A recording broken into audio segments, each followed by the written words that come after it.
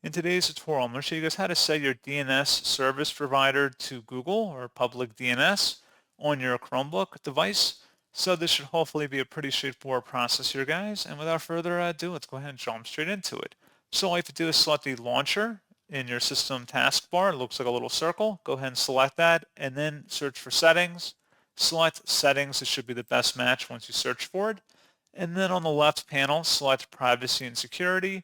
On the right side where it says select a DNS provider, well, first you have to make sure you use secure connections to look up sites. You have to make sure that is toggled to the right. And then where it says select DNS provider, click the drop down and select where it says Google Public DNS.